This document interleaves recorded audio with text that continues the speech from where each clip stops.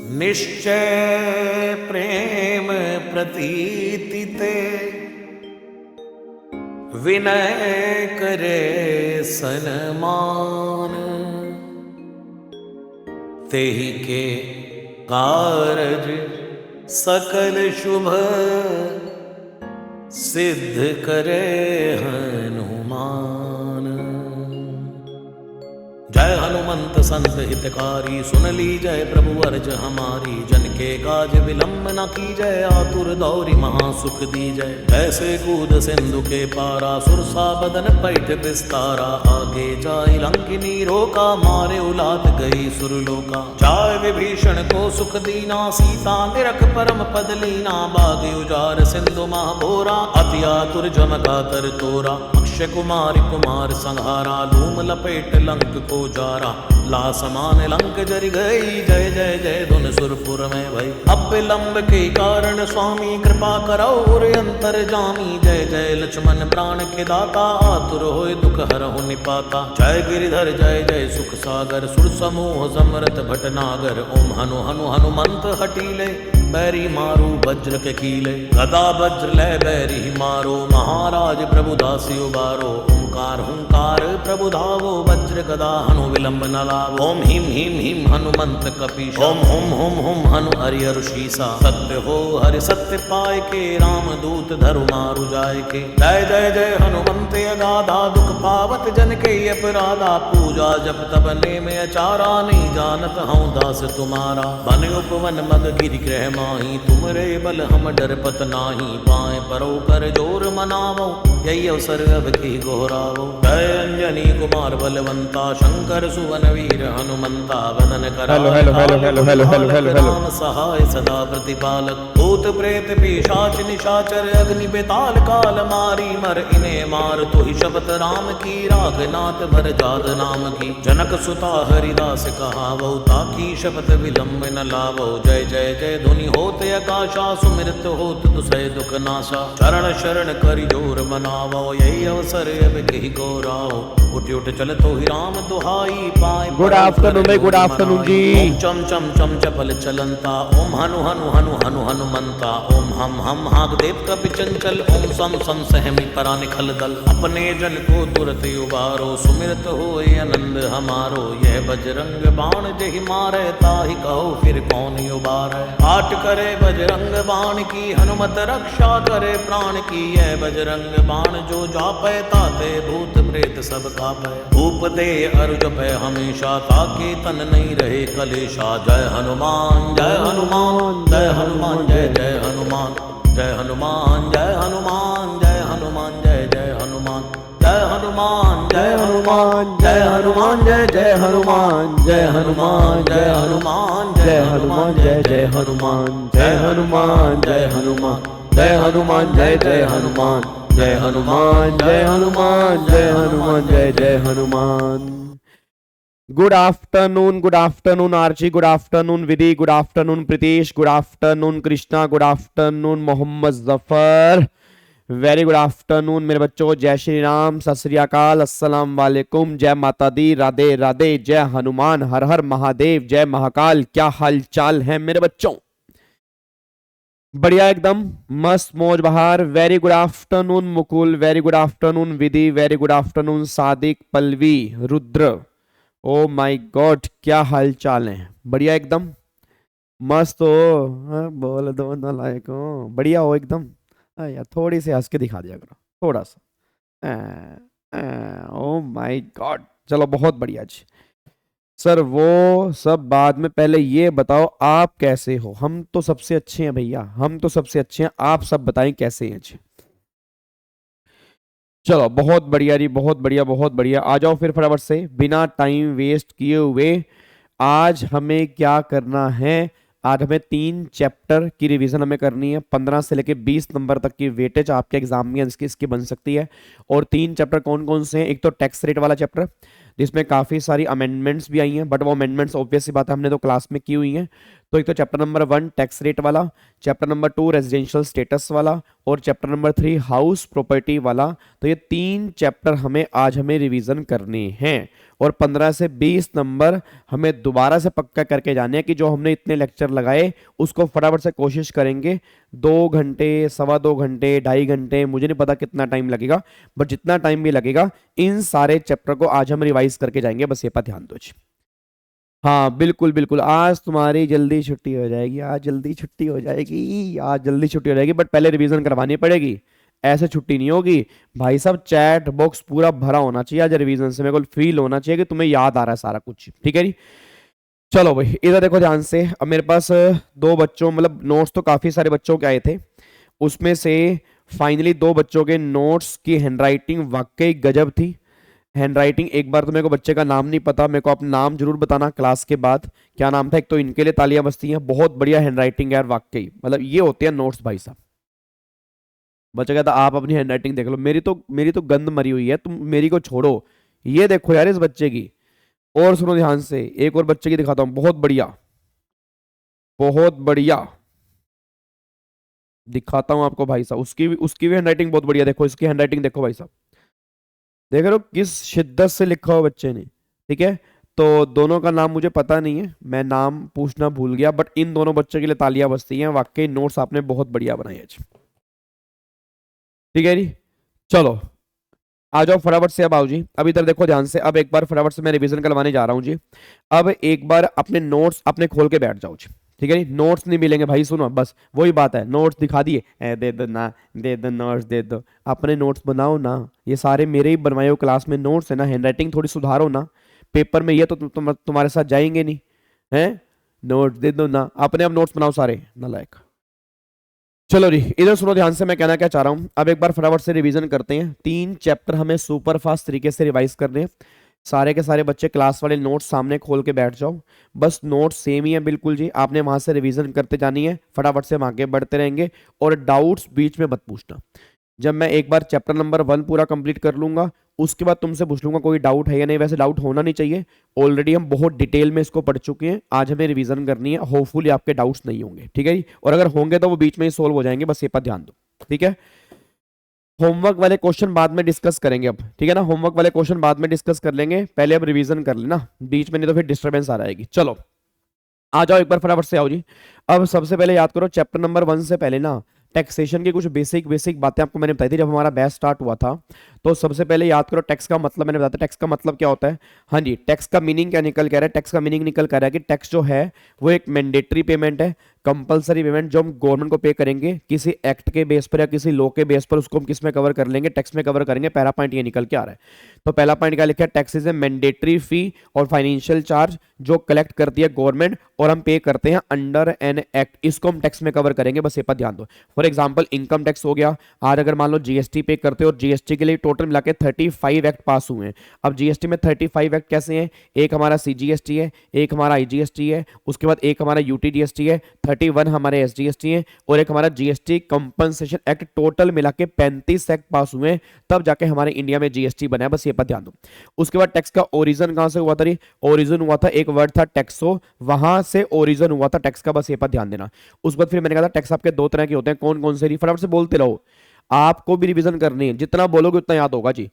Tax कितने तरह के होते हैं, 2 तरह के होते हैं, कौन कौन से, डायरेक्ट और इनडायरेक्ट। अब बात करूंगा अगर डायरेक्ट की, तो डायरेक्ट का मतलब क्या होता है कि ऐसा कोई भी टैक्स जिस पर्सन पे लेवी होगा, अगर बर्डन भी सेम पर्सन पर आएगा तो वो क्या बोलेंगे, डायरेक्ट टैक्स बोलेंगे। मतलब पेमेंट करने वाला कोई भी वो मैटर नहीं करता, पेमेंट वाला कॉन्सेप्ट नहीं है, लेवी एंड बर्डन अगर सेम पर्सन पर होगा तो वो डायरेक्ट टैक्स होगा, और अगर लेवी एंड बर्डन अगर डिफरेंट पर्सन पर होगा तो फिर वो क्या बन जाएगा, इनडायरेक्ट बन जाएगा।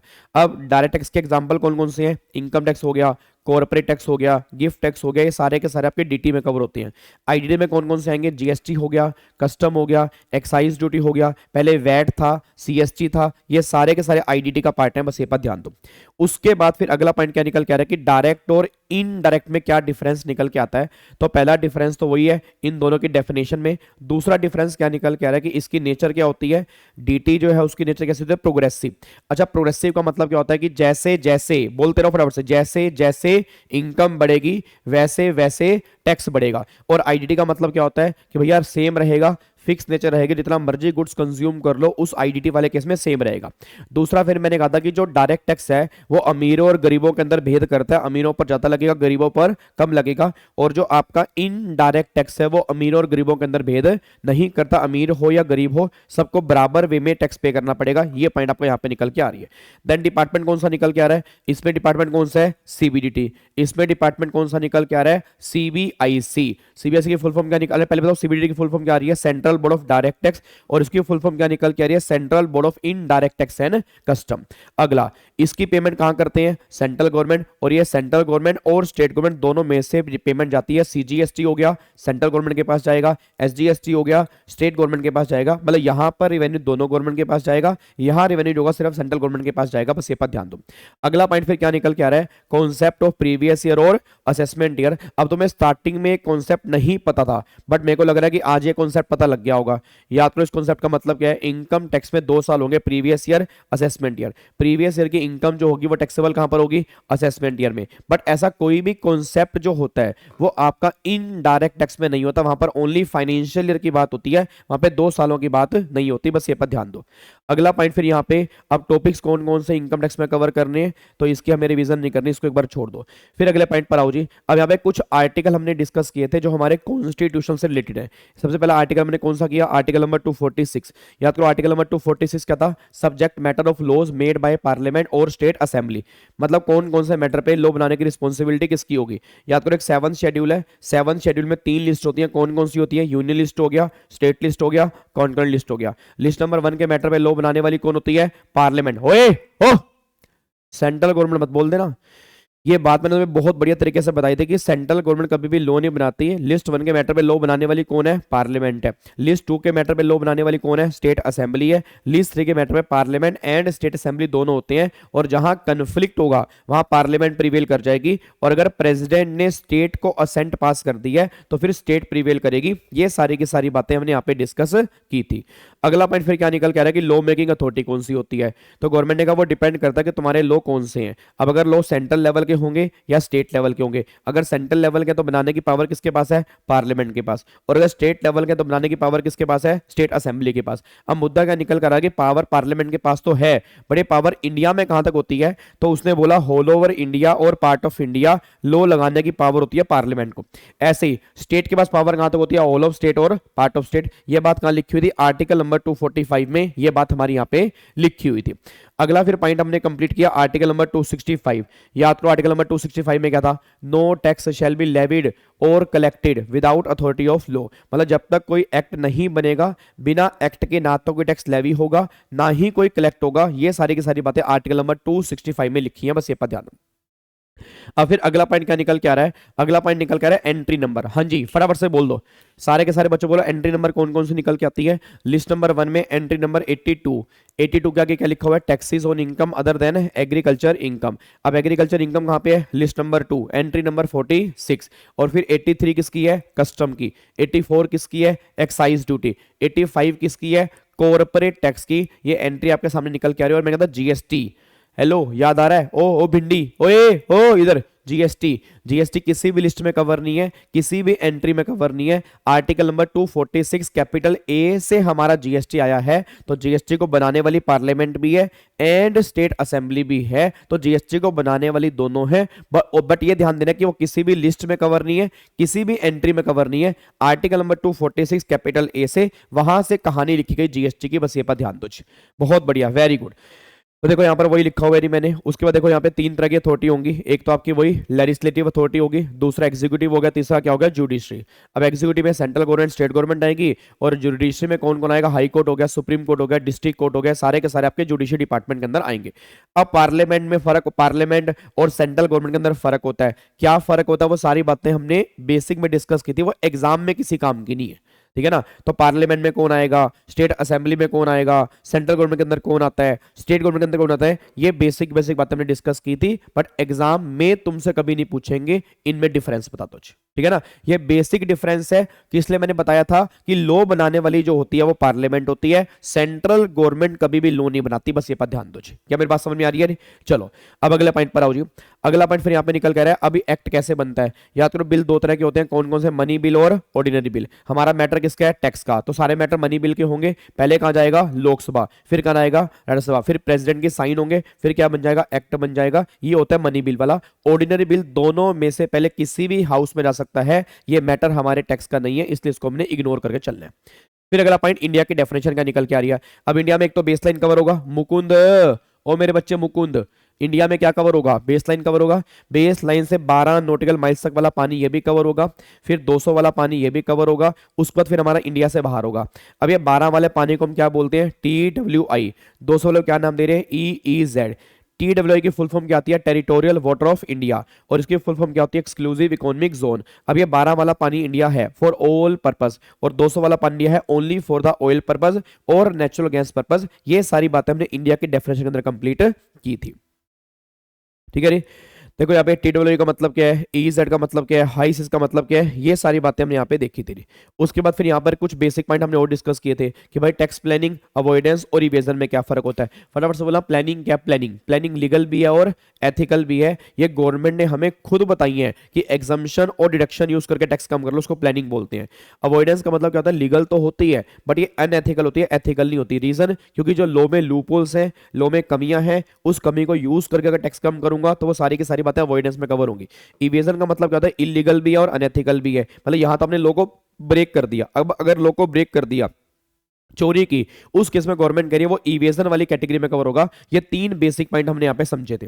Yes yes yes yes 200 nautical miles हमें बेसलाइन से लेना है, और 12 नॉटिकल माइल्स भी बेसलाइन से लेना है, और 1 nautical miles is equal to 1.852 kilometre. ये बात ध्यान देना। अगले पॉइंट पर आओ जी।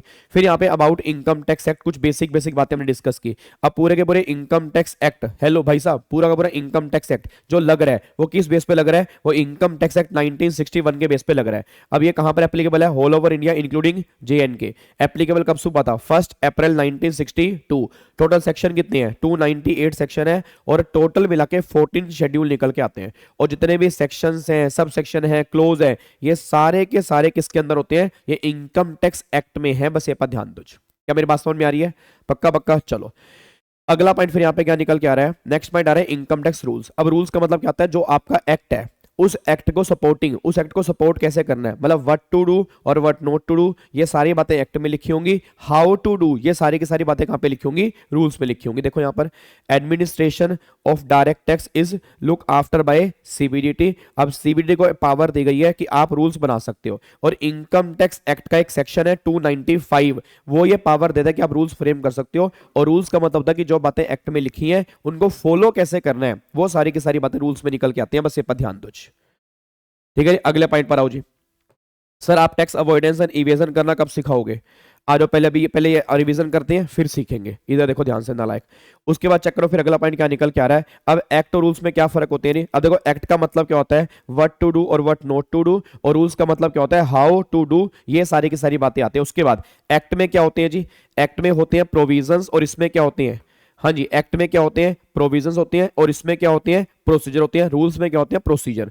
अगला पॉइंट क्या निकल के आ रहा है? नोटिफिकेशन। अब देखो नोटिफिकेशन, अब नोटिफिकेशन इशू करने वाली अथॉरिटी कौन सी होती है? या तो सेंट्रल गवर्नमेंट इशू करती है या CBDT इशू करती है। अब साल के बीच में अगर कोई भी चेंज लेकर आना है, साल के बीच में अगर कुछ नया लेकर आना है, विड्रॉ करना है, तो गवर्नमेंट वो नोटिफिकेशन के माध्यम से करती है। और नोटिफिकेशन जो होती है वो बाइंडिंग होती है कि इन पर असेसी और डिपार्टमेंट दोनों को माननी जरूरी होती है नोटिफिकेशन। बस ये पर ध्यान दो जी। उसके बाद फिर सर्कुलर की बात करूंगा। सर्कुलर मींस क्लैरिफिकेशन हो गया या एक्सप्लेनेशन हो गया। इसको इशू करने वाली अथॉरिटी कौन सी होती है? CBDT। इट मींस अगर टाइम टू टाइम गवर्नमेंट को बातें क्लियर करनी है, मतलब गवर्नमेंट अगर मान लो कोई किसी लाइन का डबल मीनिंग आ रहा है, उसको गवर्नमेंट अगर क्लियर करना चाह रही है तो वो किसके थ्रू करेगी? सर्कुलर के थ्रू करेगी। तो अगर कभी भी डाउट आ रहा है, उस डाउट को रिजोल्व करने के लिए गवर्नमेंट क्या इशू करती है? सर्कुलर। बस ये पर ध्यान देना चाहिए। ठीक है जी। अब सर्कुलर जो होते हैं, ध्यान रखना, वो किस पर बाइंडिंग होते हैं? डिपार्टमेंट पर बाइंडिंग तो होते हैं। मैं दोबारा बोलूंगा, डिपार्टमेंट पर बाइंडिंग तो होते हैं, बट असेसी और कोर्ट्स पर बाइंडिंग नहीं होते। उन दोनों को मानने की रिक्वायरमेंट नहीं है। डिपार्टमेंट को सर्कुलर मानने जरूरी होते हैं। बस ये पर ध्यान देना चाहिए। क्या मेरी बात समझ में आ रही है? पक्का पक्का। चलो अगले पॉइंट पर आओ जी। अगले पॉइंट पर आओ, अगला पॉइंट क्या निकल के आ रहा है? अगला पॉइंट आ रहा है फिर केस लो। अब केस लो में क्या निकल के आ रहा है? केस लो आपका हाई कोर्ट और सुप्रीम कोर्ट। फटाफट से बोल दो हाई कोर्ट। हाई कोर्ट का मतलब क्या होता है कि हाई कोर्ट मतलब जो आपके एरिया वाइज होते हैं, हाई कोर्ट ने जो भी डिसाइड कर दिया वो उसी एरिया में एप्लीकेबल होगा जहां का वो हाई कोर्ट है, और अगर सुप्रीम कोर्ट ने कुछ भी कह दिया वो लॉ ऑफ लैंड बन जाएगा। दूसरा, हाई कोर्ट सुप्रीम कोर्ट के पास क्या जाते हैं? Question of law. Question of law का मतलब क्या होता है? इंटरप्रिटेशन वाले मैटर जो होते हैं वही सिर्फ हाई कोर्ट सुप्रीम कोर्ट के पास जाते हैं, और कोई भी हाई कोर्ट सुप्रीम कोर्ट के पास नहीं जाता है। ये बातें हमने यहाँ पे डिस्कस की थी। अब देखो सुप्रीम कोर्ट क्या है जी? अपेक्स कोर्ट है, इससे बड़ा कोई कोर्ट नहीं है। इसने जो डिसाइड कर दिया वो लॉ ऑफ लैंड बन जाता है, इससे ऊपर कोई भी कोर्ट नहीं होता। बस ये पर ध्यान दो।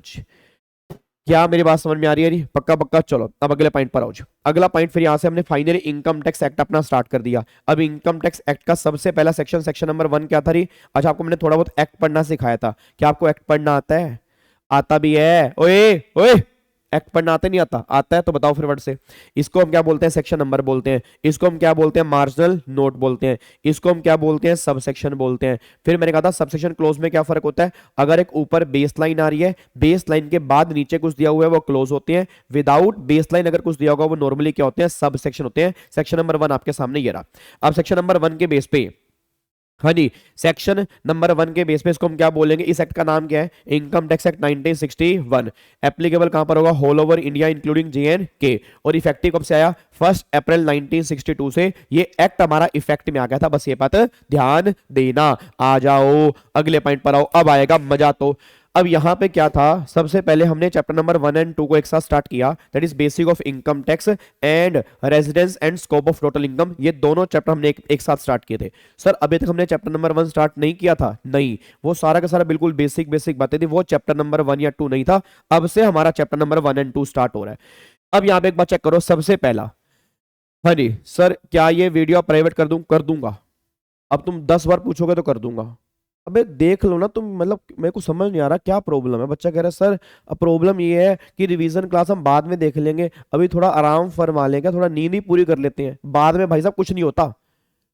नालायक। सुनो ध्यान से मैं कहना क्या चाह रहा हूं। तो सिंपल सी बात ये निकल कर कि सबसे पहला सेक्शन नंबर 4 निकल के आ रहा है। Section number 4 is the charging section of income tax. अब अगर चार्जिंग सेक्शन की बात करूंगा तो फटाफट से बोल दो क्या क्या लिखा हुआ है? एवरी पर्सन, हाँ जी बोलते रहो, every person whose total income of the previous year exceed the maximum amount which is not chargeable to income tax is an assessee and chargeable to income tax at the rate or rate, हाँ जी, at the rate or rate prescribe in finance act for the relevant previous year. ये सारी की सारी बातें section number 4 के अंदर लिखी हुई है। सर सेव एज अदरवाइज का मतलब होता है, सेव एज अदरवाइज का मतलब जो उसमें बात लिखी है उसको हम सेव करके चलेंगे, उसके अगेंस्ट में कुछ नहीं बोलेंगे, ये मतलब होता है सेव एज अदरवाइज का। ठीक है जी। चलो अब यहाँ पे एक बार फटाफट से बताओ जी। अब यहाँ पे बात करो पर्सन, बात करो पर्सन में कौन कौन आएगा जी? पर्सन की डेफिनेशन 231 में डिफाइन है। पर्सन में कौन कौन कवर होगा? पर्सन में इंडिविजुअल्स कवर होंगे, HF कवर होंगे, कंपनी कवर होंगी, और बताओ पार्टनरशिप हम, हाँ जी, और बताओ कंपनी, पार्टनरशिप हम, LLP, लोकल अथॉरिटी हो गया, कोऑपरेटिव सोसाइटी हो गया, म्युनिसिपल कॉर्पोरेशन हो गया, हाँ जी म्युनिसिपल कॉर्पोरेशन हो गया, MCD हो गया, और एवरी आर्टिफिशियल जुडिशियल पर्सन जो है ये सारे के सारे पर्सन वाली कैटेगरी में कवर हो जाएंगे। अच्छा इंडिविजुअल में कौन से आएंगे? रेजिडेंट आएंगे, नॉन रेजिडेंट आएंगे, सारे मेल फीमेल दोनों, माइनर मेजर दोनों भाई साहब, हर कैटेगरी कवर होगी। अच्छा HF वाले किसके अंदर? मैंने कहा मुस्लिम और क्रिश्चियन फैमिली जो होती है वो नॉर्मली HF क्रिएट नहीं कर सकती। कंपनी में दोनों आएंगी, इंडियन फॉरेन कंपनी दोनों आएंगी, पार्टनरशिप फर्म इंक्लूड्स LLP, ये सारी की सारी बातें पर्सन वाली डेफिनेशन में कवर हो जाती हैं। अब यहां पे एक बार फटाफट से आ जाओ जी। अब एक बात मैं बताऊं, पर्सन में क्या आएगा वो देख लिया। अब एक बात बताना यार, अगर मेरे को किसी पर्सन का इनकम टैक्स निकालना है तो क्या चाहिए? Total income multiply rate. अब अगर टोटल इनकम को रेट से मल्टीप्लाई कर दूंगा तो क्या निकल जाएगा? फाइनल टैक्स निकल के आ जाएगा। अब फाइनल टैक्स कैसे निकलेगा इसके लिए टोटल मैंने आपको 18 स्टेप्स लिखवाए थे, अगर आपको याद आ रहा हो। अगर किसी पर्सन का तुम्हें फाइनल टैक्स निकालना है तो फाइनल टैक्स निकालने के कितने स्टेप्स होते हैं? 18। वो 18 स्टेप बताओ कौन कौन से है? याद करो। सबसे पहले स्टेप नंबर 1, स्टेप नंबर 1 में गवर्नमेंट कहती है जब भी तुम्हें किसी पर्सन की टोटल इनकम निकालनी होगी, स्टेप नंबर 1 डिटरमाइन करोगे उस पर्सन का रेजिडेंशियल स्टेटस की वो आर है या NR है, क्योंकि आर और NR के बेस पर ही ये डिसाइड होगा कि उसकी टोटल इनकम कितनी आ रही है। बस ये पर ध्यान दो। फिर स्टेप नंबर 2 में क्या आता है? स्टेप नंबर 2 में तुम क्या करोगे? क्लासीफाई कर दोगे अपनी इनकम को 5 हेड के अंदर। ठीक है जी, क्लासीफाई कर कर दोगे अपनी सारी इनकम को 5 हेड के अंदर। फिर स्टेप नंबर 3 में क्या करोगे, उन 5 हेड की इनकम को कंप्यूट करोगे और वो सारी की सारी इनकम जोड़ दोगे जो भी तुम्हारी 5 हेड की इनकम निकल के आ रही है। स्टेप नंबर 4 में क्या करोगे, स्टेप नंबर 4 में क्लबिंग ऑफ इनकम, मतलब वो 5 हेड की इनकम है, क्लबिंग ऑफ इनकम जोड़ दोगे। स्टेप नंबर 5 में set off and carry forward of losses, losses minus कर दोगे। फिर स्टेप नंबर 6 में क्या आएगा, gross total income. Step number 7 में क्या माइनस करोगे, डिडक्शन। डिडक्शन कौन सी, कमान कमान कमान कमान कमान कमान, डिडक्शन कौन सी, चैप्टर 6A वाली और सेक्शन नंबर 10AA वाली। तो चैप्टर 6A वाली कौन सी है, 80C से लेकर 80U, ये माइनस कर दोगे। फिर स्टेप नंबर 8 में तुम्हारी टोटल इनकम आएगी। फिर स्टेप नंबर 9 में टोटल इनकम को राउंड ऑफ करोगे। राउंड ऑफ कैसे करोगे, 10 के मल्टीपल में। अब 10 का मल्टीपल मतलब लास्ट डिजिट, अगर 5 है उससे ऊपर है तो नेक्स्ट 10 में, अगर 5 से कम है तो लास्ट 10 में। इस तरह से राउंड ऑफ करेंगे। ये एग्जांपल आपके सामने है, ये आपके सामने यहाँ पे एग्जांपल, कुछ एग्जांपल यहाँ पे दिए हुए हैं जिस तरह से आप काम कर सकते हो, बस ये पर ध्यान दो। ठीक है जी। उसके बाद फिर अगला स्टेप नंबर 10 आता है। अब स्टेप नंबर 10 आता है कि जो भी तुमने टोटल इनकम राउंड ऑफ कर दी, उसके बाद अब स्टेप नंबर 10 में क्या लगाने हैं, टैक्स। याद करो टैक्स, अगर मैं बात करता हूं टोटल इनकम पे, अब इनकम दो तरह की होगी, या तो नॉर्मल इनकम होगी या वो स्पेशल इनकम होगी। अब अगर मान लो स्पेशल इनकम होगी तो अप्लाई होंगे स्पेशल रेट। अब वो स्पेशल रेट कौन से हैं आगे जाके हम देखेंगे। फिर नॉर्मल इनकम में दो तरह की होंगी, या डिफॉल्ट स्कीम लोगे या ऑप्शनल स्कीम लोगे। डिफॉल्ट मतलब 115 BSc, ऑप्शनल मतलब जो भी आपकी नॉर्मल रेगुलर स्कीम होती है जो फाइनेंस एक्ट में दी होती है, उसको भी तुम यहाँ पे ऑप्ट कर सकते हो। इन दोनों में से कोई एक ऑप्शन लेना पड़ेगा। बट अगर तुम्हारी स्पेशल इनकम है, चाहे तुम स्कीम कोई भी लो, स्पेशल इनकम में ऑलवेज स्पेशल रेट ही एप्लीकेबल होंगे, बस ये पर ध्यान देना चाहिए। ठीक है जी। आगे देखो फिर स्टेप नंबर 11। अब स्टेप नंबर 11 में क्या करोगे, स्टेप नंबर 10 में क्या निकाल दिया, टैक्स निकाल दिया। फिर स्टेप नंबर 11 में अगर उस पर सरचार्ज जोड़ना है सरचार्ज जोड़ दो, रिबेट माइनस करनी है रिबेट माइनस कर दो। उसके बाद स्टेप नंबर 12 में जो फाइनल टैक्स आएगा सरचार्ज या रिबेट माइनस करने के बाद उसमें 4% सेस जोड़ दोगे। फिर स्टेप नंबर 13 में एक कॉन्सेप्ट आया था ऑल्टरनेट मिनिमम टैक्स, अगर आपको याद हो रहा है AMT का। पहले मुझे बताओ ये AMT वाला कॉन्सेप्ट जो है क्या हर पर्सन पे लगेगा, आंसर इज नो। अगर आपने 115 BSc वाला ऑप्शन लिया हुआ है तो AMT वाला कॉन्सेप्ट नहीं लगेगा। अगर 115 BSc वाला ऑप्शन नहीं लिया हुआ फिर ये 115 BSc लगेगा, मतलब ऑप्शनल स्कीम वालों को ये चैप्टर लगेगा, डिफॉल्ट स्कीम वालों को नहीं लगेगा। अच्छा इस AMT में लिखा क्या हुआ जी, हाँ जी इस AMT में लिखा क्या है, फटाफट से बोल दो। इस AMT में लिखा क्या हुआ है, AMT में लिखा हुआ है कि कम से कम तुम्हें इतना टैक्स तो पे करना ही पड़ेगा। तो मतलब जो तुम ऑप्शनल स्कीम से टैक्स निकालोगे वो, और जो तुम AMT निकालोगे वो, उनमें से हायर वाला तुम्हें यहां पर देना पड़ेगा। ये सारी बातें हमने AMT में डिस्कस की थी। तो देखो यहां पर क्या लिखा हुआ है, डिफॉल्ट स्कीम में जो निकालोगे फाइनल टैक्स है, वहां पर AMT नहीं है। ऑप्शनल में क्या है, ऑप्शनल में नॉर्मल टैक्स और AMT, इनमें से हायर जो होगा वो फाइनल टैक्स निकल के आएगा। फिर स्टेप नंबर 14 ये बात कहता है कि भाई साहब अब तुम क्या करो, तुम चूज करो कि तुम्हें डिफॉल्ट स्कीम में टैक्स पे करना है या ऑप्शनल स्कीम के अंदर पे करना है। जहां पर भी तुम्हारे लिए बेनिफिशियल होगा तुम वो टैक्स हमें पे कर दो, हमें कोई दिक्कत नहीं है। देखो स्टेप नंबर 14 में डिफॉल्ट वाला हो गया या ऑप्शनल में नॉर्मल और AMT हायर, तो ये और ये जो भी तुम्हारा लेसर होगा मोर बेनिफिशियल, वो तुम्हें यहां पर टैक्स पे करना है। स्टेप नंबर 14 ये बात कहता है। फिर 15 में अब जो टैक्स तुम्हारा निकल कर आया उसमें से क्या पता तुम्हारा कुछ TDS कट गया हो, क्या पता तुमने पहले कोई एडवांस टैक्स पे कर दिया हो, तो उसमें से TDS और एडवांस टैक्स जो तुमने पहले पे कर दिया उसको माइनस कर दोगे। फिर बैलेंस टैक्स जो बनेगा वो तुम्हें यहां पर पे करना पड़ेगा। स्टेप नंबर 16 में या तो आपका टैक्स पेबल आएगा या रिफंडेबल आएगा। गाबा सर एक बात बताओ, ये टैक्स पेबल और रिफंडेबल कब निकल के आएगा, बताओ कब आएगा टैक्स पेबल। अगर तुम्हारा फाइनल टैक्स ज्यादा है और तुमने मतलब TDS और एडवांस टैक्स कम पे किया तो पेबल निकल कर आएगा, मतलब एक्चुअल टैक्स जो है वो ज्यादा है TDS TCS एडवांस टैक्स से, तो टैक्स पेबल आएगा। और अगर एक्चुअल टैक्स कम निकल के आ रहा है उस केस में क्या आएगा, टैक्स रिफंडेबल आएगा। फिर टैक्स को क्या कर दोगे, राउंड ऑफ कर दोगे 288B में, और फाइनली फिर तुम रिटर्न भर के फाइनली टैक्स पे कर दोगे। ये स्टेप नंबर 18 आपका निकल के आ रहा है। बताओ यहां तक कोई दिक्कत तो नहीं है, सारे बच्चे एक बार फटाफट से बोल दो, यहां तक कोई भी दिक्कत परेशानी तो नहीं है। हाँ जी जल्दी बोलो फटाफट से, यहां तक कोई दिक्कत तो नहीं है, क्या इसको लॉक कर सकते हैं, क्या इसको लॉक कर सकते हैं, बोलो फटाफट से री, लॉक कर दे। चलो बहुत बढ़िया। अब अगले पॉइंट पर आओ जी। अब अगला पॉइंट क्या निकल के आ रहा है, 18 स्टेप कंप्लीट करने के बाद सबसे पहले हमने स्टेप नंबर 1 देखना स्टार्ट किया था जी। हाँ जी ये 18 स्टेप कंप्लीट करने के बाद सबसे पहले हमने क्या किया, सबसे पहले हमने अपना स्टेप नंबर 1 देखना स्टार्ट किया। अब एक बार स्टेप नंबर 1 पे आ जाओ। अब स्टेप नंबर 1 किसका था री, स्टेप नंबर 1 था कि वो ये बात बोलता कि रेजिडेंशियल स्टेटस डिटरमाइन करना है, तो हमने चैप्टर स्टार्ट किया रेजिडेंशियल स्टेटस वाला। अब रेजिडेंशियल स्टेटस में सेक्शन नंबर 5 से लेके 9 तक जो भी सेक्शंस होते हैं वो सारे के सारे यहाँ पे निकल के आते हैं। 5 आता है स्कोप ऑफ टोटल इनकम या मीनिंग ऑफ टोटल इनकम। 6 का मतलब है residential status. 7 income deem to be received in India. 8 note relevant है। 9 है income deem to be accrue or arise India. ये सारे के सारे सेक्शन यहाँ पे निकल के आते हैं, बस ये पर ध्यान दो।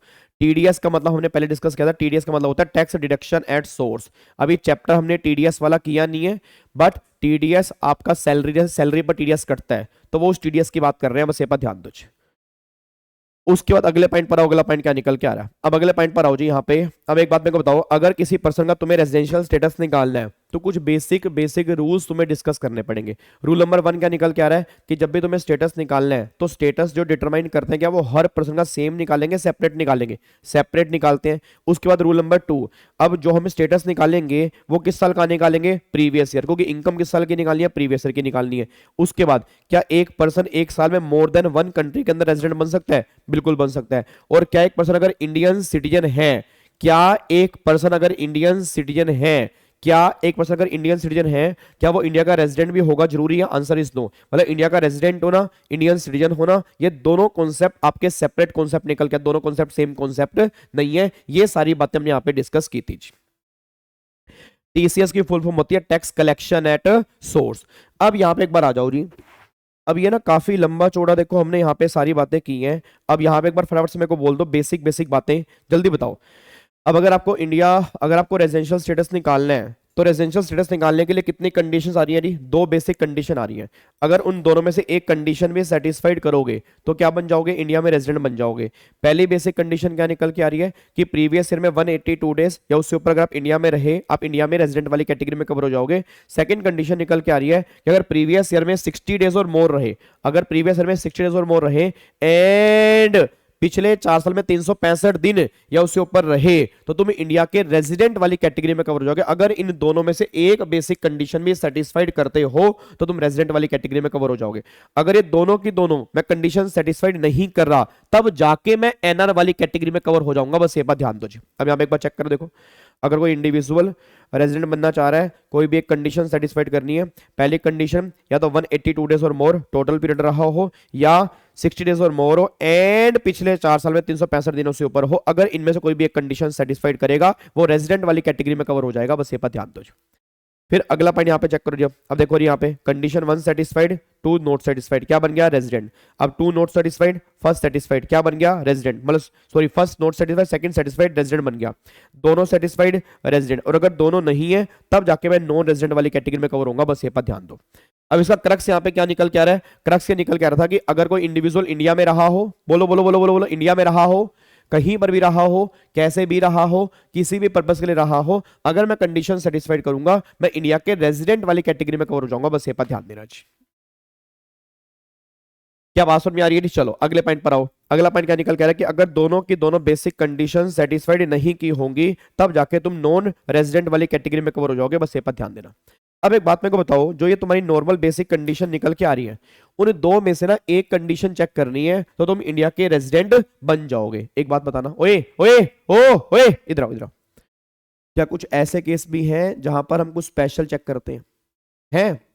मतलब बताओ, कोशिश करो। कुछ ऐसे केस भी हैं जहां पर हम स्पेशल चेक करते हैं? यस। कितने केस निकल के आते हैं? 5, जिसमें 2 केस तो इंडिया से बाहर जाने वाले हैं, 2 केस बाहर से इंडिया में आने वाले हैं, एक ना आने वाला है ना जाने वाला है, वो डीम्ड रेजिडेंट वाला है। याद करो वो 2 केस कौन से निकल के आ रहे हैं? सर 2 केस निकल के आ रहे हैं, इंडिविजुअल हो, इंडिया का इंडियन सिटीजन हो, इंडिया सिटीजन हो, इंडिया छोड़ के बाहर जा रहा हो, एम्प्लॉयमेंट पर्पस के लिए जा रहा हो, तो जिस ईयर में वो बाहर जाएगा उस ईयर में 182 डेज और मोर वाली कंडीशन चेक करेंगे, 60 दिन वाली कंडीशन चेक नहीं करेंगे। सर फिर दूसरा केस निकल के आ रहा है कि अगर वो इंडिविजुअल है, इंडियन सिटीजन है, इंडिया छोड़ के बाहर जा रहा है as a member of crew of Indian ship, as a member of crew of an Indian ship, अगर बाहर जा रहा है तो वो 182 डेज वाली कंडीशन में सेटिस्फाइड करेगा, नहीं तो वो रेजिडेंट नहीं बनेगा। फिर क्रू मेंबर वाले केस में डेज कैसे काउंट करेंगे? डेट ऑफ ज्वाइनिंग, जिस दिन शिप ज्वाइन किया डेट ऑफ ज्वाइनिंग से डेट ऑफ साइनिंग ऑफ तक उसको डीम्ड आउटसाइड इंडिया मानेंगे। 366 हमारा लीप ईयर है, 366 में से माइनस कर देंगे। अगर बैलेंस 182 डेज बचेगा तो रेजिडेंट होंगे, नहीं तो रेजिडेंट वाली कैटेगरी में कवर नहीं होंगे। ये सारी बात हमने डिस्कस की थी।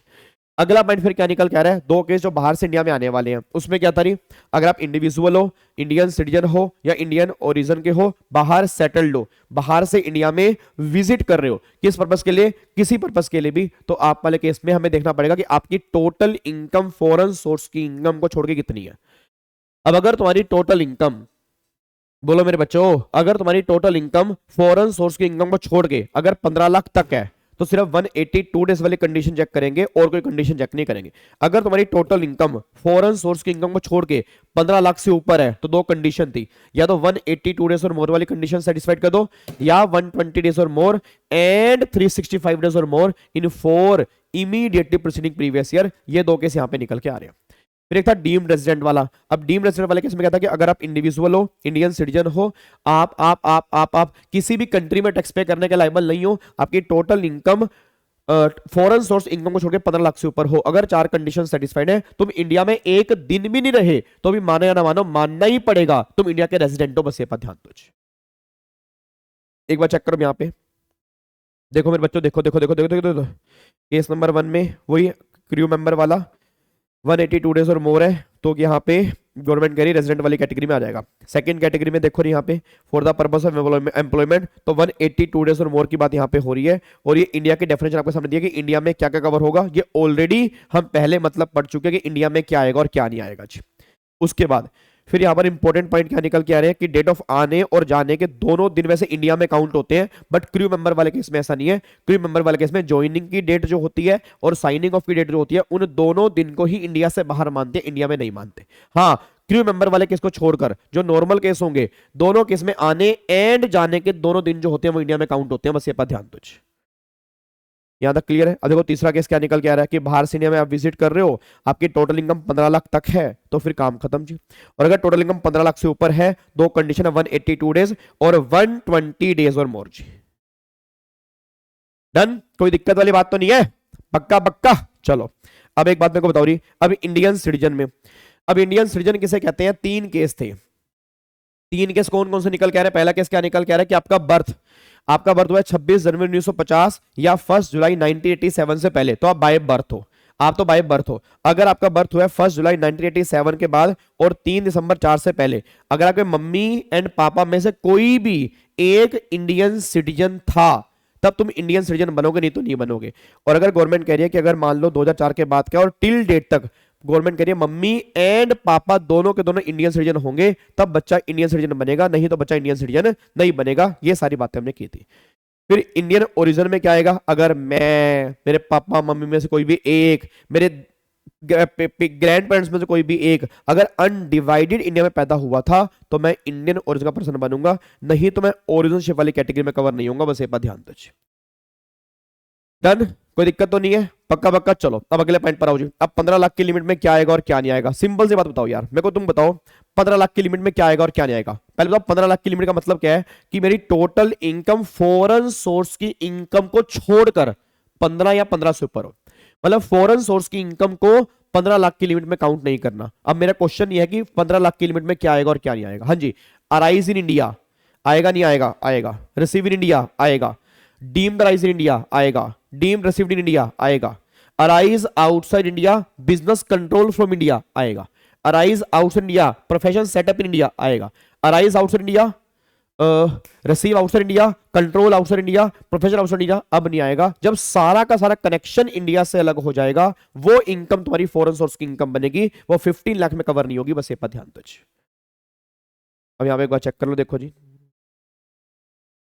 सारा का सारा यहां पर दिया हुआ है, ये सब 15 लाख की लिमिट में आएगा और क्या नहीं आएगा। अगर कमाया बाहर है, रसीब बाहर किया, कंट्रोल बाहर है, प्रोफेशन बाहर सेटअप है, तब जाके गवर्नमेंट ने बोला ये फॉरेन सोर्स की इनकम में कवर होगा, ये 15 लाख की लिमिट में नहीं आएगा। बस ये पर ध्यान दो। यहां तक कोई दिक्कत परेशानी तो बता दो जी। अब देखो डीम्ड रेजिडेंट वाला जी। अब डीम्ड रेजिडेंट में क्या था, अगर इंडिविजुअल है, इंडियन सिटीजन है और वो किसी भी कंट्री में टैक्स पे करने के लायबल नहीं है, उसकी इनकम 15 लाख से ज्यादा है, तो वो डीम्ड रेजिडेंट वाली कैटेगरी में कवर हो जाएगा। बस ये पर ध्यान दो। बताओ जी, बोलो बोलो, कोई दिक्कत तो नहीं है, चलने आगे, चल लो भाई चल लो, आ जाओ भाई चल लो। अब एक बार क्रक्स देख लो, क्रक्स क्या निकल के आ रहा है जी। अब क्रक्स क्या निकल के आ रहा है, individual wants to check residential status, normal case और स्पेशल केस जी। ठीक है जी। अब स्पेशल केस में कितने केस आ रहे हैं, 2 केस ये आ रहे हैं, 2 केस ये आ रहे हैं, 1 केस ये आ रहा है। 2 केस में लेफ्ट इंडिया वाले हैं, अब 2 केस में विजिट वाले हैं, और 1 में आपका डीम्ड रेजिडेंट है।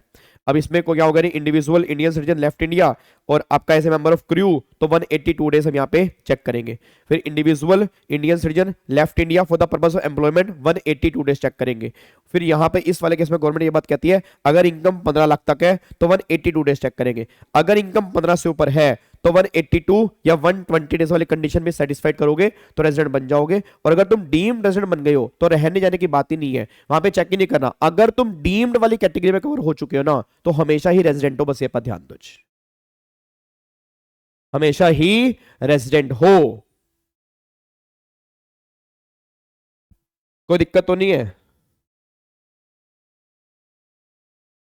सर जी? थोड़ा सा स्पीड कम करके चल लो। स्पीड फास्ट है, कम कर लेते हैं। मेरे को तो लग रहा था बिल्कुल सही चल रही है, कोई बात नहीं, आ जाओ कम कर लेते हैं जी। चलो अगले पॉइंट पर आओ जी। अब अगला पॉइंट क्या निकल के आ रहा है, अगला पॉइंट यह है कि अगर मैं स्पेशल केस में कवर नहीं होता तो मैं नॉर्मल केस में कवर हूं। नॉर्मल केस में कितनी कंडीशन है, 2 कंडीशन। पहली कंडीशन 182 डेज और मोर, और सेकंड कंडीशन 60 डेज और मोर, एंड 365 डेज और मोर इन 4 इमीडिएटली प्रीसीडिंग प्रीवियस। अगर इन दोनों में से एक कंडीशन में सेटिस्फाइड होगी तो रेजिडेंट वाली कैटेगरी में कवर हो जाएंगे, बस ये पर ध्यान दो। ठीक है, अब आगे देखो अगला पॉइंट क्या निकल के आ रहा है। अगला पॉइंट फिर आ रहा है, हाँ जी, अगला पॉइंट देखो, अगला पॉइंट क्या निकल के आ रहा है, residential status of company, HUF, firm, AOP, BOI etcetera. इस केस में स्टेटस कैसे निकालते हैं, अब बताना मेरे को, इस केस में कैसे निकालोगे। अब एक तो रेजिडेंशियल स्टेटस ऑफ कंपनी हो गया, फिर residential status of any other person हो गया। कंपनी की बात करते हैं, कंपनी में 2 केस होती है, इंडियन कंपनी और foreign company. Indian company always resident है। फॉरेन कंपनी के 2 केस होते हैं, या तो पोयम इंडिया में होगी या पोयम इंडिया से बाहर होगी। अगर पोयम इंडिया में है तो रेजिडेंट बनेगा, अगर पोयम बाहर तो वो क्या बनेगा, नॉन रेजिडेंट बनेगा। और पोयम मींस क्या होता है, प्लेस ऑफ इफेक्टिव मैनेजमेंट। और यहां पर मैंने एक पॉइंट आपको बताया था, जो मैंने कहा था कि अभी हमारे नॉर्मली सिलेबस में नहीं है, कि अगर फॉरेन कंपनी की टोटल इनकम 50 करोड़ रुपए तक होती है तो हमेशा वो एनआर रहेंगी। रीजन क्योंकि पोयम वाला कॉन्सेप्ट एप्लीकेबल ही उन कंपनी पर है जिनकी टर्नओवर 50 करोड़ से ज्यादा है। तो अगर टर्नओवर 50 करोड़ से ऊपर है देन पोयम चेक करेंगे। अगर 50 करोड़ तक गवर्नमेंट कहती है तो फिर ऑलवेज तुम नॉन रेजिडेंट वाली कैटेगरी में कवर हो जाओगे, ये बात ध्यान देना चाहिए।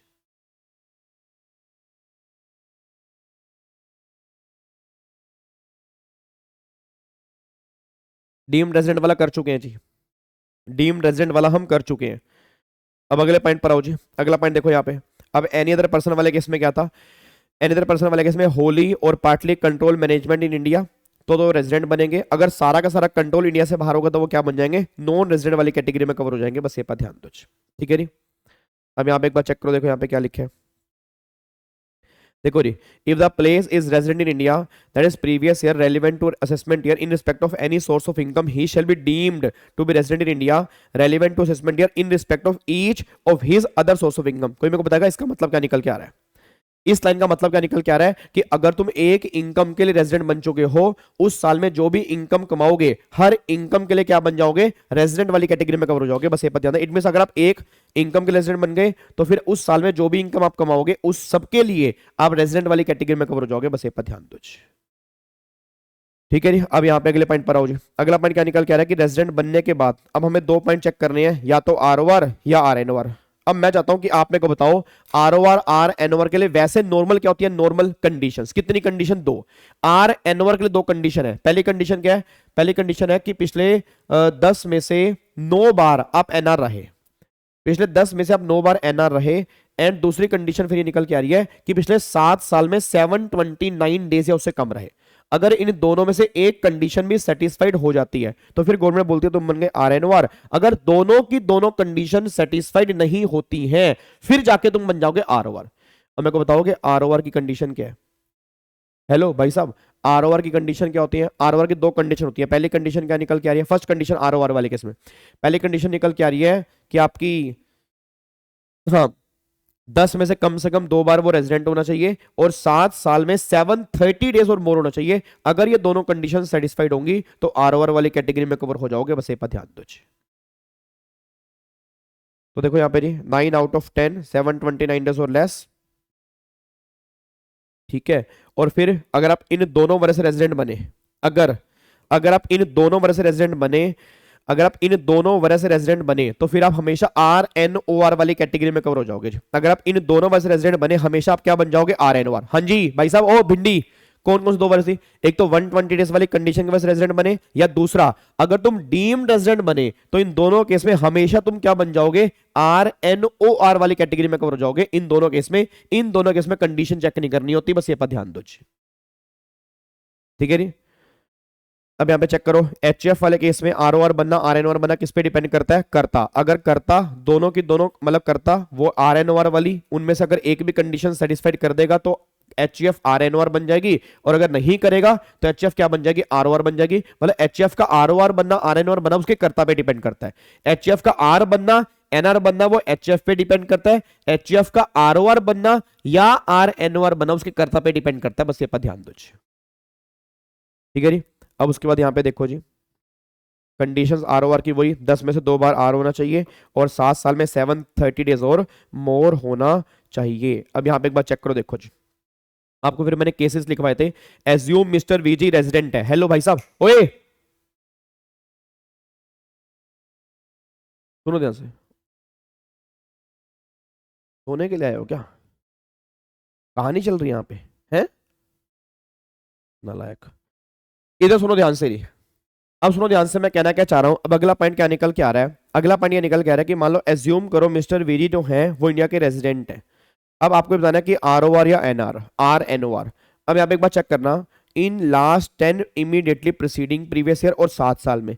अब 9 बार एनआर, 1 बार आर और यहाँ पे 740 डेज, तो क्या बन गया आर एनओआर, क्योंकि 9 बार मैं एनआर रह चुका हूं।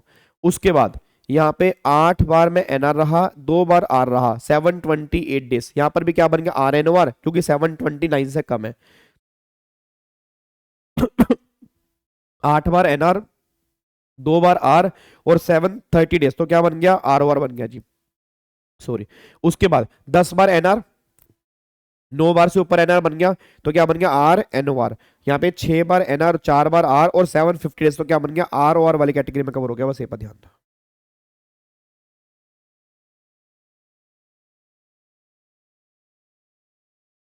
सर अगर करता डीम्ड रेजिडेंट है तो एचएफ आरओआर या आरएनओआर चेक करने पड़ेंगे, कंडीशन जी, कंडीशन चेक करनी पड़ेगी।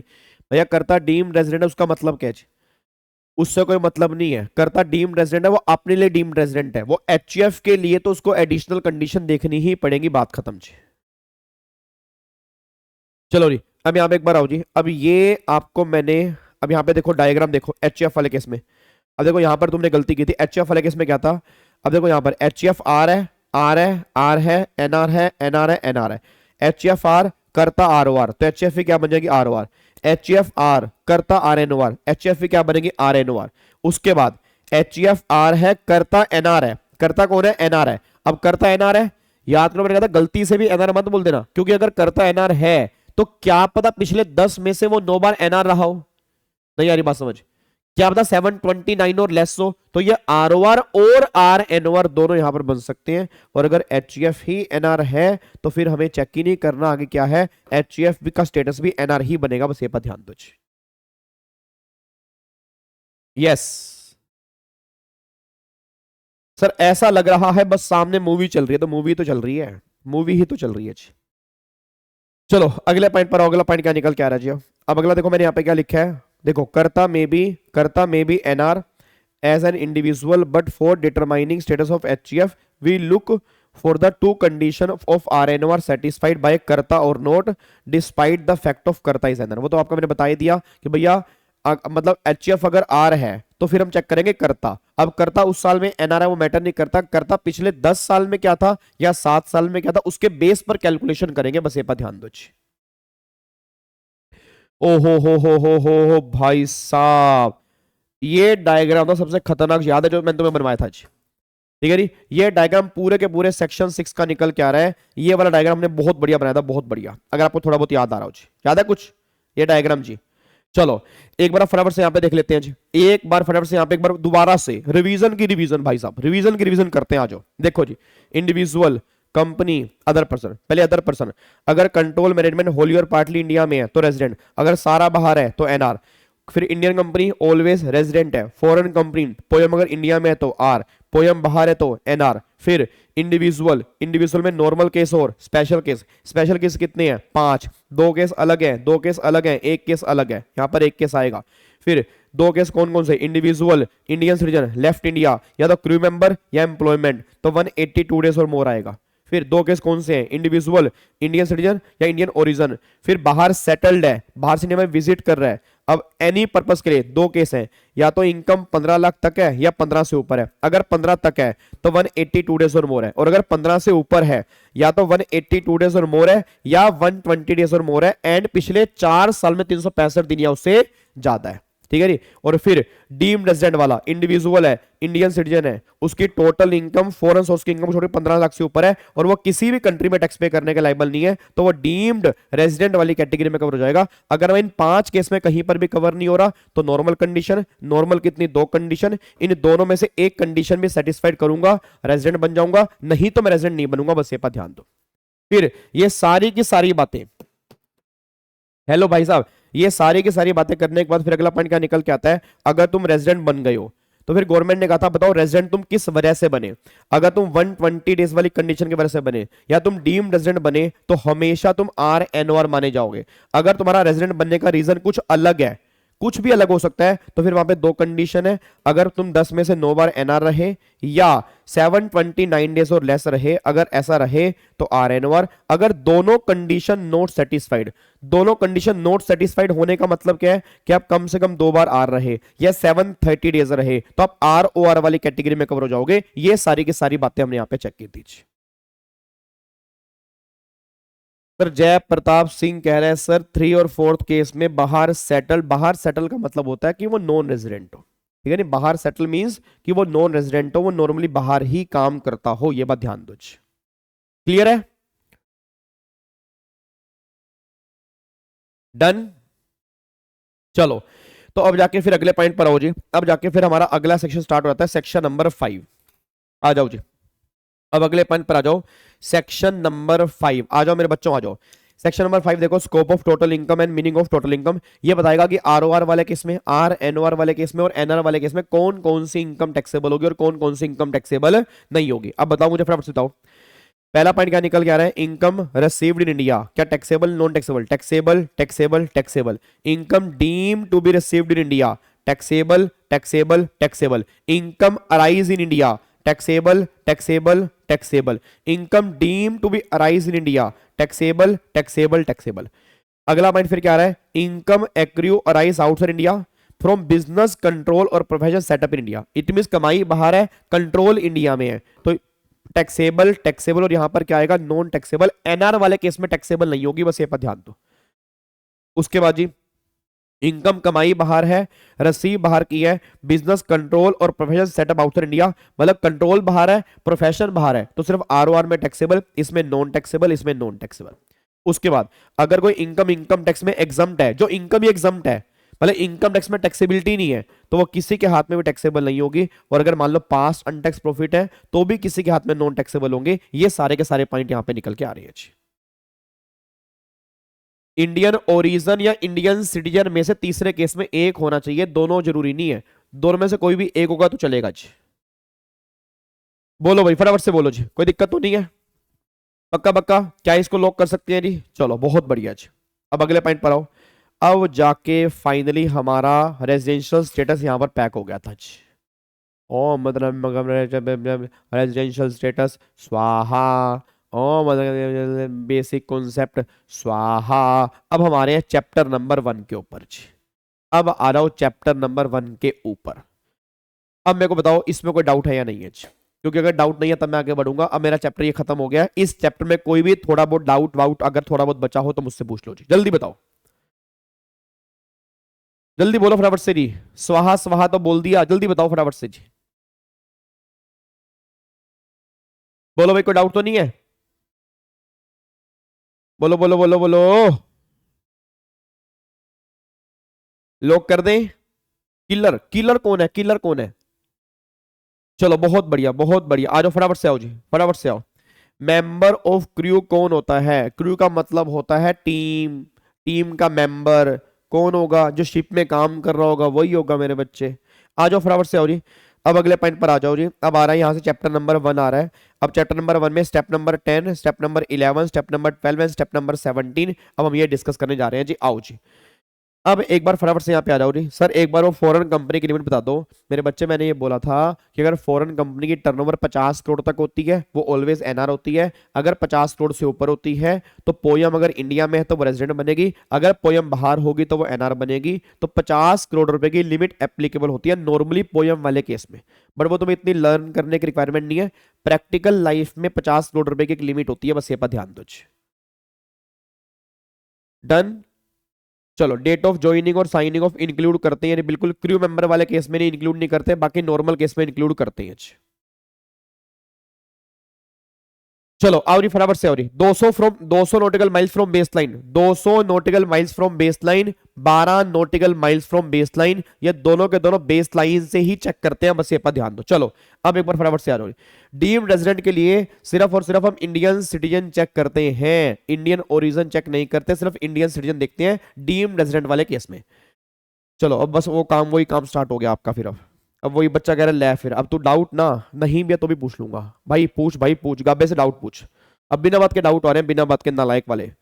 एफ फाइंड में क्या दिक्कत आ रही है बताओ यार? एफ फाइंड में क्या दिक्कत आ रही है? इनकम तुमने कमाई इंडिया में है, रिसीव तुमने वो कह रहे सॉरी कमाई तुमने बाहर है, रिसीव भी बाहर की है, कंट्रोल बाहर है, प्रोफेशन बाहर है, सब कुछ बाहर है, तो सिर्फ आरओआर के अंदर ही तो टैक्सेबल होगा ना, और किसी में तो आएगा ही नहीं। चलो भाई अब एक बार फटाफट से यहाँ पे आ जाओ जी। अब यहाँ पे एक बार देख लो, इधर देखो ध्यान से। अब अगला पॉइंट यहाँ पे क्या निकल के आ रहा है? अब अगला पॉइंट निकल के आ रहा है कि प्रीवियस ईयर और असेसमेंट ईयर। अब यहाँ पे आओ, प्रीवियस ईयर और असेसमेंट ईयर में क्या फर्क निकल के आता है? अब एक बात मेरे को बताना है, इनकम टैक्स में आपके 2 साल होते हैं जी, एक तो होता है प्रीवियस ईयर, एक होता है असेसमेंट ईयर। प्रीवियस ईयर का मतलब क्या होता है? कि प्रीवियस ईयर का मतलब होता है ऐसा कोई भी साल जिस साल में इनकम हम कमाते हैं अनटैक्स प्रॉफिट। नालायकों मतलब वैसे मेरे को लग रहा है कई वो ना बस वो मेरे से गलती हो गई, बताओ वही डाउट। बच्चा कह रहा है फिर सुन पकड़ इसको कैच कर, डाउट कैच कर। क्लियरली लिखा है पास्ट अनटैक्स प्रॉफिट किसी के हाथ में टैक्सेबल नहीं होते, नॉन टैक्स। बच्चा कह रहा है किसके हाथ में होते हैं?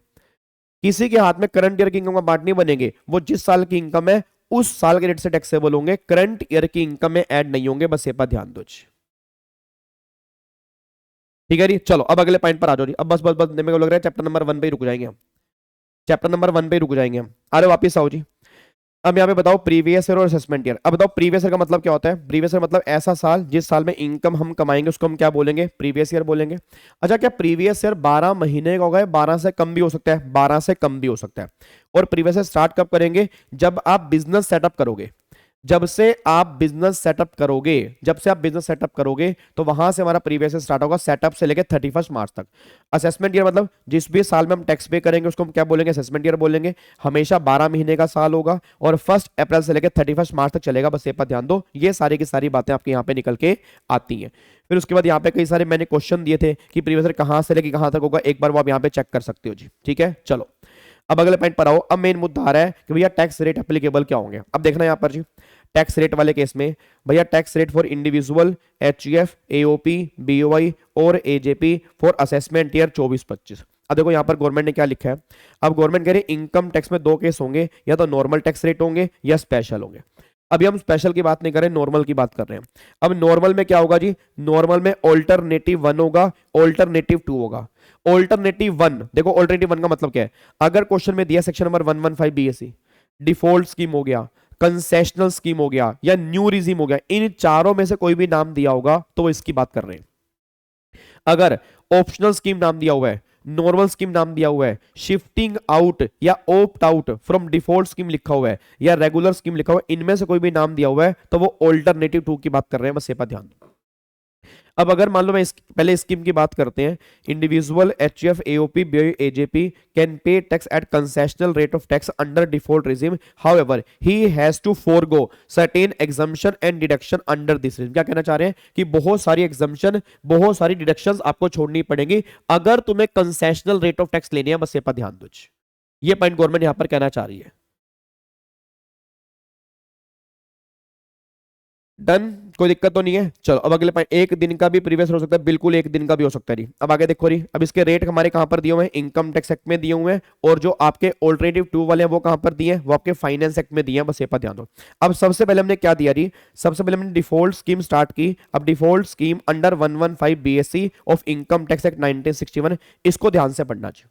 अब यहाँ पे कंसेशनल रेट ऑफ टैक्स क्या है, पहली बात एप्लीकेबिलिटी किसके ऊपर है, individual, HUF, AOP, BOI, AJP. Hello भाई साहब दोबारा से, individual, HUF, AOP, BOI, AJP, दोबारा बोलो, individual, HUF, AOP, BOI, AJP, इन सब पर लगेगा, चाहे वो रेजिडेंट हो, नॉन रेजिडेंट हो, एज कितनी भी हो मैटर नहीं करता। इस वाले केस में एज हमें चेक नहीं करनी, इस वाले केस में रेजिडेंशियल स्टेटस हमें चेक नहीं करना, हर केस में सेम रेट एप्लीकेबल हो जाएंगे, बस ये पर ध्यान दो।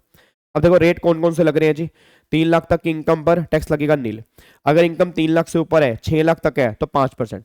अगर इनकम 6 लाख से ऊपर है, 9 लाख तक है तो आपका फिर 10%। अगर इनकम 9 लाख से ऊपर है, 12 लाख तक है तो 15%। अगर इनकम 12 लाख से ऊपर है, 15 लाख तक है तो 20%। और अगर इनकम 15 लाख से ऊपर होगी तो फिर आपका 30% यहां पे निकल कर आएगा, बस ये पर ध्यान दो। क्या मेरी बात समझ में आ रही है?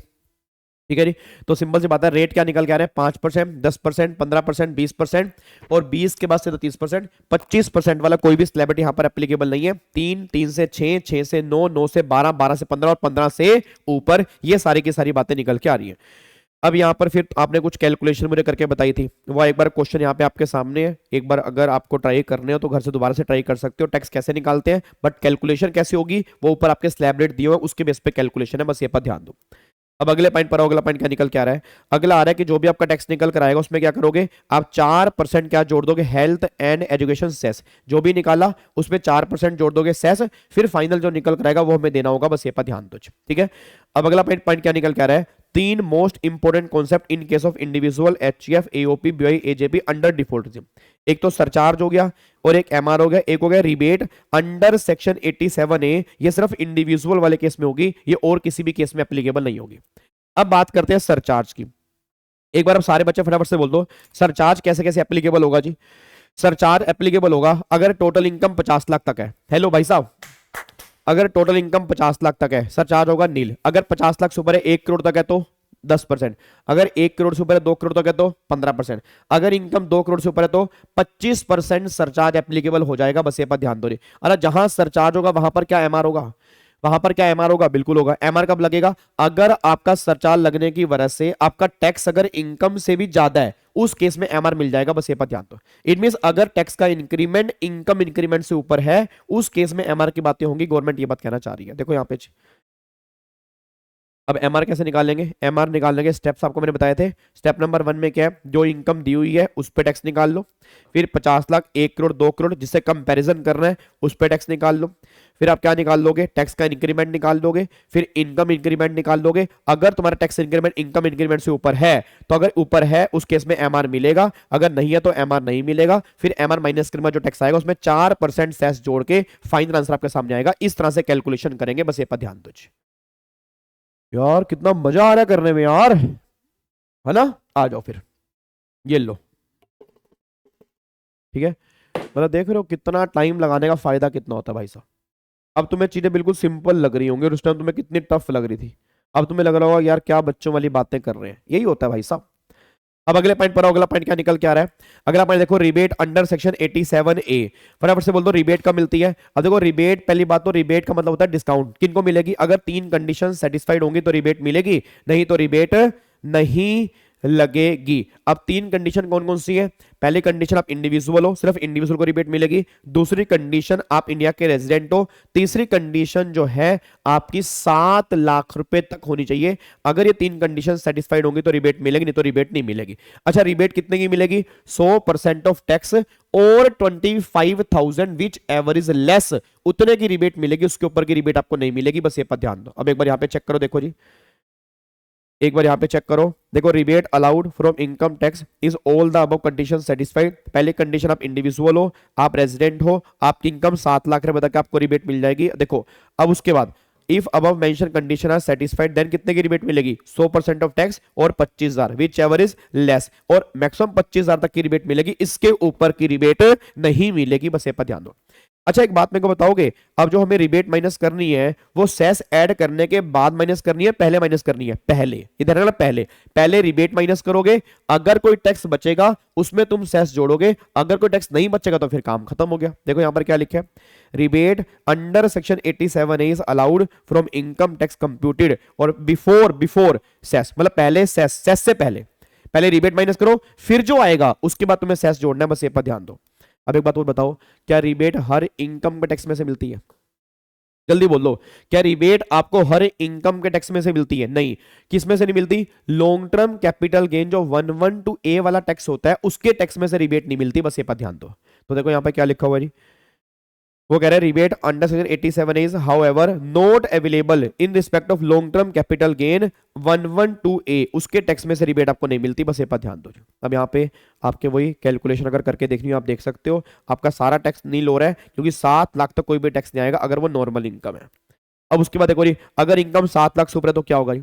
अब सोच के बोला, अगर इनकम 7 लाख से ऊपर है क्या तो भी रिबेट मिलेगी? नहीं मिलेगी, बिल्कुल रिबेट मिलेगी। अब अगर इनकम 7 लाख से ऊपर है कितनी रिबेट मिलेगी? 3 स्टेप है। स्टेप नंबर 1, इनकम 7 लाख से कितनी ऊपर है वो निकाल लो, फिर जितनी इनकम दी है उस पर निकाल लो टैक्स, फिर चेक करो स्टेप नंबर 2 स्टेप नंबर 1 से ज्यादा है या नहीं है, क्योंकि अगर टैक्स इनकम से ऊपर होगा उस केस में रिबेट मिलेगी, अगर टैक्स तुम्हारा कम है इनकम तुम्हारी ज्यादा है उस केस में रिबेट नहीं मिलेगी। अब यहां पे एक बार चेक करो जी, if total income such individual exceed 7 lakh and income tax on such total income exceed the amount which is total income exceed rupees 7 lakh. देखो स्टेप नंबर 1, टोटल इनकम में से 7 लाख माइनस कर दिए, आपका इनकम इंक्रीमेंट आ गया, फिर आपने कंप्यूट इनकम टैक्स निकाला, टोटल इनकम जो दी है आपका टैक्स इंक्रीमेंट आ गया एक तरह से, फिर बी में से ए माइनस कर दोगे, बैलेंस आपको मिल जाएगी रिबेट, माइनस करने के बाद जो आएगा फिर बैलेंस टैक्स, उसमें 4% सेस जोड़ दोगे, फाइनल आंसर आपके सामने निकल के आ जाएगा।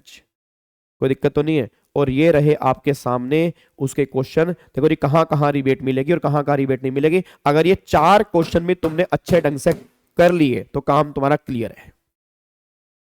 अगर ये 4 क्वेश्चन में तुमने कर लिए तो उसके बाद तुम्हें 87A की रिबेट में दिक्कत नहीं आएगी, बस ये पर ध्यान दो। और ये हमने सारे के सारे क्वेश्चन क्लास में किए हुए हैं, बस ये पर ध्यान दो।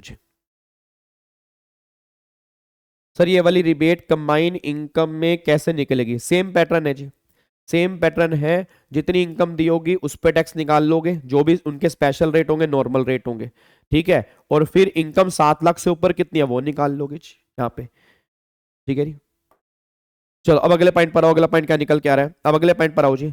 अब यहाँ पे आ जाओ, special income tax rate under income tax act 1961। अब एप्लीकेबिलिटी पहली बात है सबके ऊपर लगेंगे, चाहे वो इंडिविजुअल हो, एचएफ हो, फर्म हो, कंपनी हो, जहां जहां स्पेशल इनकम दी होगी उस केस में special rate of tax applicable कर देंगे, बस ये पर ध्यान दो। अब स्कीम, कोई भी स्कीम तुमने ले रखी हो, कोई भी ऑप्शनल हो, डिफॉल्ट हो, अगर मान लो स्पेशल इनकम होगी तो ये रेट एप्लीकेबल हो जाएंगे। अब एक बात मेरे को बताना जी फटाफट से, एक बार कोशिश करो, बताओ लॉन्ग टर्म कैपिटल गेन 112, बताना long term capital gain 112 20%, long term capital gain 112 है, 1 लाख तक एग्जम्प्ट होंगे, 1 लाख के बाद 10% टैक्सेबल होंगे। फिर 111A short term capital gain 15% हो गया। फिर 115BB ये कौन सा हो गया? Lottery, batting, gambling, crossword puzzles, इसमें 30% हो गया। 115BBJ कौन सा हो गया? ऑनलाइन गेम्स वाला हो गया, 30% हो गया। फिर 115BBE अनएक्सप्लेन मनी मतलब ब्लैक मनी 60% हो गया। फिर 115BBG कार्बन क्रेडिट हो गया, 10% हो गया। ये आपके स्पेशल रेट ऑफ टैक्स आपके निकल के आ रहे हैं, मतलब जहां जहां ये वाली इनकम दी होगी इन इनकम पर special rate of tax applicable हो जाएंगे, बस ये पर ध्यान दो। डन है जी। चलो अब अगले पॉइंट पर, अगला पॉइंट क्या निकल के आ रहा है, अब देखो special treatment of surcharge in case of specified income, ये था भाई साहब सबसे मेन तुझ।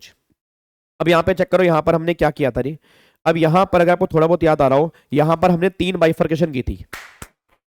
हेलो भाई साहब, ओए ओ ओए इधर 3 बाइफर्केशन की थी, कौन कौन सी? एक तो टोटल इनकम है, स्पेशल इनकम इंक्लूड नहीं है, मतलब सारी की सारी नॉर्मल इनकम है। दूसरा टोटल सिर्फ और सिर्फ स्पेशल इनकम है। तीसरा क्या निकल के आ रहा है, अगर special income normal income mix है तो क्या होगा भाई? देख अगर सिर्फ और सिर्फ नॉर्मल इनकम है, अगर नॉर्मल इनकम 50 लाख तक है नील, 50 लाख से ऊपर 1 करोड़ तक है 10%, 1 करोड़ से ऊपर है 2 करोड़ तक है तो 15%, अगर इनकम 2 करोड़ से ऊपर है तो 25%, ये नॉर्मल केस है। फिर ठीक है, फिर अगर मान लो स्पेशल इनकम दी है तो स्पेशल इनकम में गवर्नमेंट ये बात कहना चाहती है, स्पेशल इनकम में गवर्नमेंट कह रही है कि अगर इनकम 50 लाख तक है नील, 50 लाख से ऊपर है 1 करोड़ तक है तो 10%, अगर इनकम 1 करोड़ से ऊपर है 2 करोड़ तक है तो 15%, और अगर इनकम 2 करोड़ से ऊपर है तो हाईएस्ट 15% सरचार्ज एप्लीकेबल होगा। याद करो, long term capital gain 112, long term capital gain 112A, short term capital gain 111A और डिविडेंड की इनकम, इन तीनों पर, सॉरी इन चार इनकम पर हाईएस्ट मैक्सिमम टू मैक्सिमम 15% सटा लगेगा। इसके ऊपर सटा एप्लीकेबल नहीं हो सकता, बस ये पर ध्यान दो। ठीक है। और अगर मान लो मिक्स इनकम दिया तो क्या करेंगे, अगर मान लो अदर इनकम दिया और स्पेशल इनकम है तो क्या करेंगे, तो भाई अगर इनकम 50 लाख तक आ रही है कंबाइन इनकम तो नील, अगर कंबाइन इनकम 1 करोड़ से ऊपर है, सॉरी 50 लाख से ऊपर 1 करोड़ तक है तो 10%, अगर कंबाइन इनकम 1 करोड़ से ऊपर है 2 करोड़ तक है तो 15%, और अगर कंबाइन इनकम 2 करोड़ से ऊपर है, अगर कंबाइन इनकम 2 करोड़ से ऊपर है तो स्पेशल इनकम के टैक्स पे तो लगेगा 15। अब अदर इनकम पर कितना लगेगा वो डिपेंड करता है अदर इनकम कितनी है। अगर अदर इनकम 2 करोड़ तक है तो उस पर भी लगेगा 15, और अगर अदर इनकम 2 करोड़ से ऊपर होगी ना फिर उसके टैक्स पर 25% सचार लगेगा। ये सारी की सारी बातें हमने क्लास में डिस्कस की हुई है, बस ये पर ध्यान दो। एमआर की बातें हमें यहां पे नहीं करनी चाहिए। यस 115BB को ही कैजुअल इनकम कहते हैं जी। डन है जी। अब अगले पॉइंट पर आओ जी। अब यहां पे देखो ये क्वेश्चन ये आपको मैंने करवाए हुए हैं जी, अब इसको आराम से बैठ के देख सकते हो। एमआर प्रैक्टिकल लाइफ में मिलता है, एग्जाम के लिए हमें देना नहीं है, वैसे मिलता है। ठीक है, ये सारे क्वेश्चंस हैं, इसको आप देख सकते हो। अब यहाँ पर आओ, अब भाई साहब एक और खतरनाक कॉन्सेप्ट आ गया, और देखो क्या था, याद है वो बची हुई वो एग्जम्पशन लिमिट क्या होती है जी। देखो रिबैलेंस क्या है, अब देखो treatment of unexhausted exemption limit और बैलेंस एग्जम्पशन लिमिट जो है वो कैसे यूज करेंगे। अब एक बात मेरे को बताना जी, मेरा पूरी क्लास से क्वेश्चन है। अब जो हमारी 2.5 लाख या मतलब जो हमारी 3 लाख की लिमिट होती है, अब 3 लाख में अगर हमारी कोई एग्जम्पशन लिमिट बच गई तो अगर बैलेंस एग्जम्पशन लिमिट उसको हम कैप से कैसे यूज करेंगे, तो गवर्नमेंट कह रही है unexhausted exemption limit can be use in the following 2 case. अब पहला केस इंडिविजुअल, पहली बात तो इंडिविजुअल हो, एचएफ हो एंड पुण्या का रेजिडेंट हो। फिर balance exemption limit can be use in the following income, कहां कहां यूज कर सकते हो, LT series 112, LT series 112A और एसटी सीरीज 111A, इन तीनों में यूज करोगे। कहां करोगे, जहां पर भी मोर बेनिफिशियल, मतलब जहां टैक्स कम से कम आएगा ना उसको तुम्हें वहां पर यूज करना है, बस ये पर ध्यान दो। तो मतलब मैं कहना क्या चाह रहा हूं, कहना ये चाह रहा हूं कि बची हुई एग्जम्पशन लिमिट, मैं दोबारा बोलूंगा, बची हुई एग्जम्पशन लिमिट जो होती है उनको पहले इस इनकम में यूज करोगे, और यूज करने के बाद जो ये इनकम बचेगी उस इनकम पर ये रेट एप्लीकेबल करोगे। और फिर गवर्नमेंट कहना क्या चाह रही है, सुनो भाई सुनो, कि ये सिर्फ रेजिडेंट वाले केस में है और इंडिविजुअल एचएफ वाले केस में, नॉन रेजिडेंट वाले केस में बैलेंस एग्जम्पशन लिमिट तुम यूज नहीं कर सकते, बस ये पर ध्यान दो। क्या बात समझ में आ रही है जी। कार्बन क्रेडिट पे 10%, ठीक है। देखो यहाँ पे above benefit is not available for non resident, no NR वाले केस में अवेलेबल नहीं होगा, बस ये पर ध्यान दो। अब यहाँ पे एग्जांपल देखो, ये वाला एग्जांपल दिया हुआ है, अगर आपको दिख रहा हो, देखो यहाँ पर बैलेंस एग्जम्पशन लिमिट मैंने यूज की हुई है। अब यूज करने के बाद फिर आपका 20% टैक्स है, तो इस तरह से कैलकुलेशन करनी है। अब देखो यहाँ पे क्रक्स क्या निकल के आ रहा है। अब क्रक्स क्या निकल के आ रहा है भाई, स्पेशल इनकम और नॉर्मल इनकम का। देखो यहाँ पे, अब यहाँ पे special income for tax computation, special income for surcharge, और फिर special income for unexhausted exemption limit और स्पेशल इनकम फॉर रिबेट। अब यहाँ पे एक बार चेक करो, tax computation LT series 112 special income है, 112A है, 111A है, कैजुअल इनकम है, डिविडेंड इनकम नहीं है, डिविडेंड इनकम नॉर्मल इनकम है। सरचार्ज के लिए ये है, ये है, ये है, कैजुअल इनकम नहीं है, क्योंकि कैजुअल इनकम पर 25% वाला भी लग सकता है, हाईएस्ट 15% जो है इन 4 इनकम पर है बस। उसके बाद फिर यहां पे अगला पॉइंट क्या निकल के आ रही है, unexhausted limit. Unexhausted limit in सब में यूज कर सकते हो, कैजुअल इनकम में नहीं कर सकते और डिविडेंड में भी नहीं कर पाओगे। डिविडेंड में क्यों नहीं कर पाओगे, क्योंकि डिविडेंड की इनकम खुद ही नॉर्मल इनकम है। अब अगर वो खुद ही नॉर्मल इनकम है तो उसमें तो ऑलरेडी यूज हो ही रही होगी, तो गवर्नमेंट ने कहा तुम स्पेशल इनकम नहीं, तुम यहां से जा सकते हो। फिर रिबेट, रिबेट के लिए सिर्फ एक इनकम स्पेशल इनकम है, लॉन्ग टर्म गेन 112A वाला। रीजन क्योंकि उसके टैक्स में से रिबेट नहीं मिलती, बाकी हर टैक्स में से रिबेट मिलती है, बस ये पर ध्यान दो। कार्बन क्रेडिट क्या होता है इसको हम डिस्कस करेंगे पीजीपी के अंदर, ये भी हमने क्लास में डिस्कस नहीं किया आज। हाँ जी, कोई दिक्कत तो नहीं है, पक्का पक्का लॉक कर दें, चलो बहुत बढ़िया जी। अब एक बार फटाफट से याद हो रही, अब यहां पे आ जाओ ऑप्शनल स्कीम वाले केस में क्या क्या निकल के आ रहा है।